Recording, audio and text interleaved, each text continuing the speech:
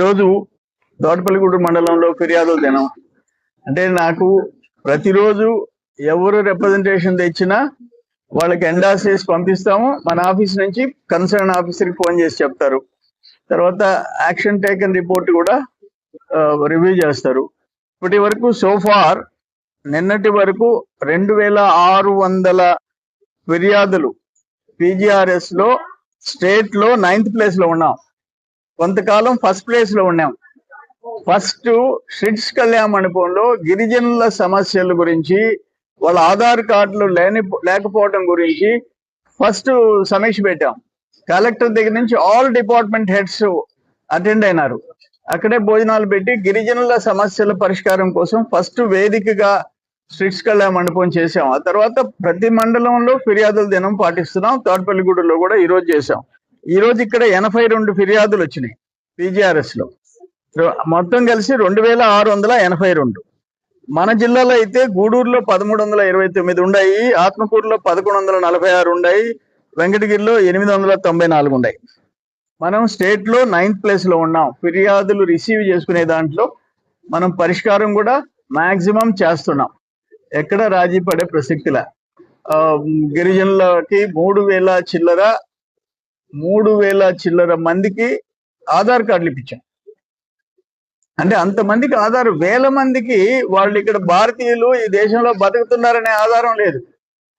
దాన్ని కలెక్టర్ ఆనంద్ గారు తీసుకొని షిట్స్ కళ్యాణ మండపం వచ్చి ఆ ఫిర్యాదులు ఎవరైతే ఆధార్ లేవని చెప్పి కంటిన్యూస్ గా నేను పెట్టిందే దానికోసం. అది చూసి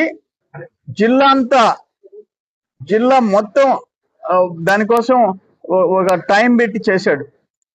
చేస్తే 11,000 చిల్లర మందికి ఆధార్ కార్డులు ఇచ్చే పరిస్థితి వచ్చింది. అది సర్వేపల్లితో మొదలైంది.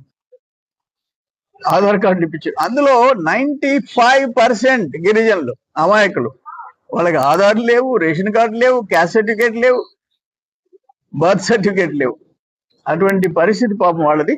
ఆ ప్లేస్ లో నుంచి 3,000 చిల్లర మందిని బయటేసాము. కంటిన్యూస్ గా ఎఫర్ట్స్ పెడుతున్నాం.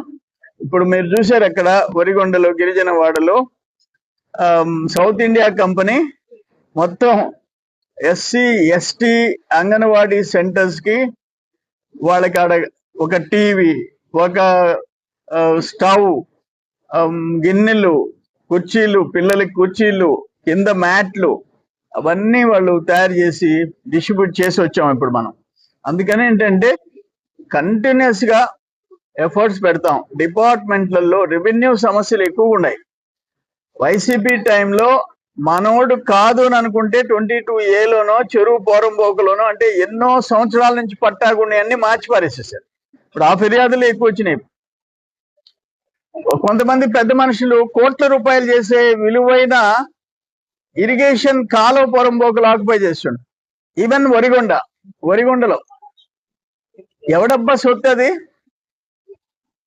అసలు జిల్లాలో నేనేమంటానంటే కలెక్టర్ గారు స్పెషల్ డ్రైవ్ పెట్టాలా. లేట్లేసి 10%, ఇప్పుడు ఆడు వరిగొండలో 19 సెంట్లు 10% అంట, ఆయన మళ్ళీ ఆక్యుపై చేసేసాడు.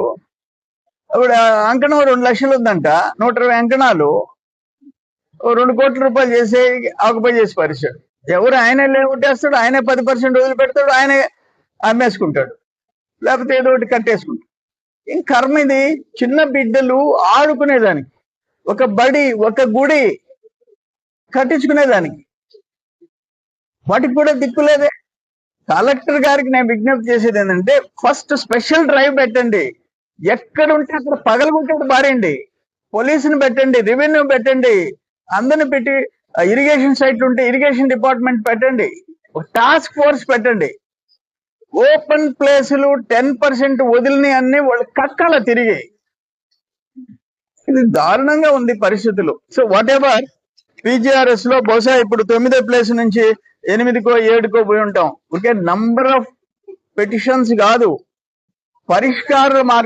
పరిష్కారం అవుతున్నాయో లేదో చూడాల్సిన మా మీద ఉంది బాధ్యత. రెవెన్యూ ఆల్ మండల్స్, 5 మండలాలు రెవెన్యూ అధికారులకు నేను తెలియజేస్తున్నా, మీరన్నీ రెక్టిఫై చేయాల్సిందే. వాళ్ళకున్న హక్కు ప్రకారం వాళ్ళ పొలాలని వాళ్ళకి హక్కులు కల్పించాల్సిన బాధ్యత మీది.